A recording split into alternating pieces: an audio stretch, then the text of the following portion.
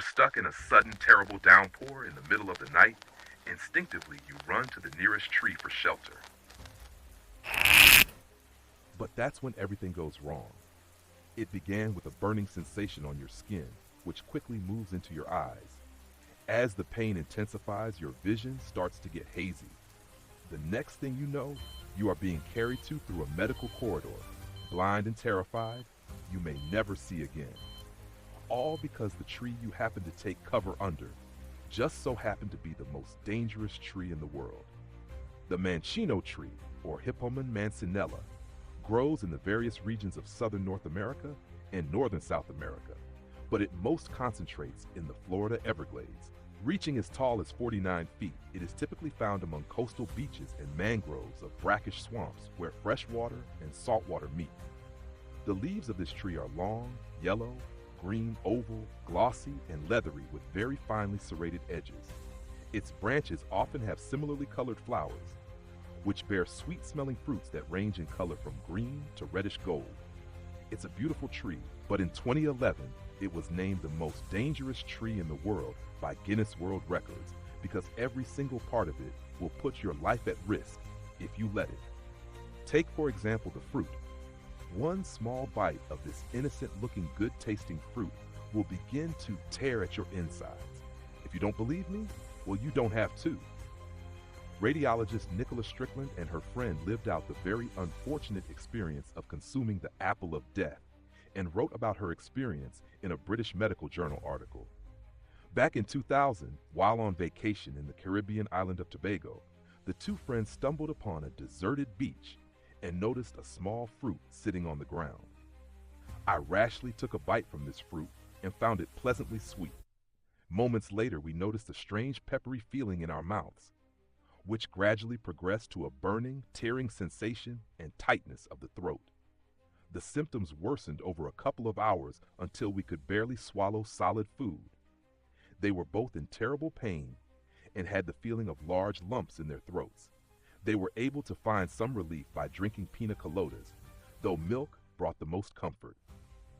It took a freighting 8 hours for all of the symptoms to subside, but by then the lymph nodes in their necks were swollen and enlarged. Nicola and her friend were lucky they only ingested a small amount, since the swelling in their throats would have made their airways become completely blocked. Also, the gastrointestinal swelling could have led to internal bleeding and bacterial infection.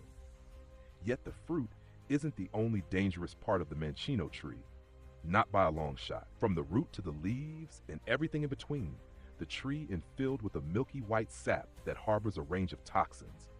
One of those being phorbol, a compound that can activate protein carnate C in the body, potentially leading to tumor growth or inflammation.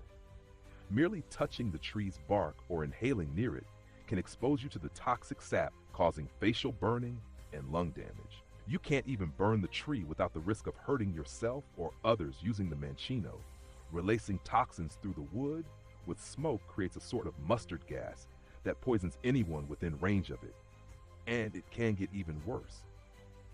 Redditor/U local cases study had to seek shelter under a Mancino tree, noted that had the experience taken place during the day, they surely would have identified the tree and avoided using it as shelter from the rain.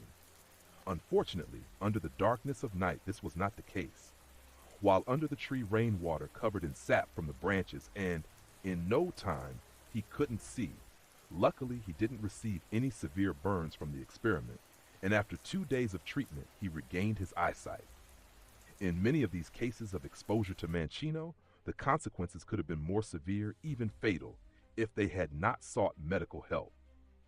Back in 1521, Spanish explorer Juan Ponce de Leon wasn't as lucky. He was 5 months into colonizing southern Florida.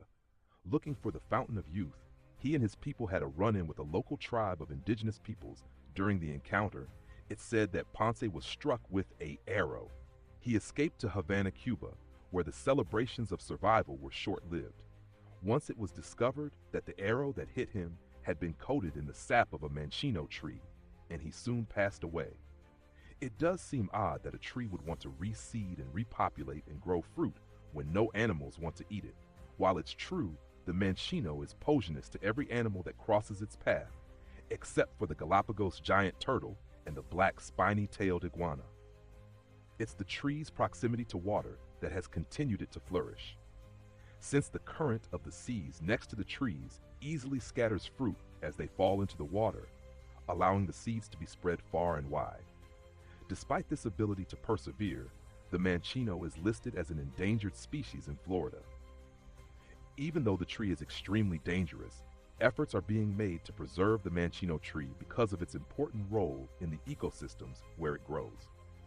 It seems that the roots are so deep-rooted that they become a significant natural defense against coast erosion. Additionally, the trees act as a sturdy barrier against the wind. So if you happen to stumble across a Mancino tree, go ahead and give it a nod, but be sure to give it a safe distance.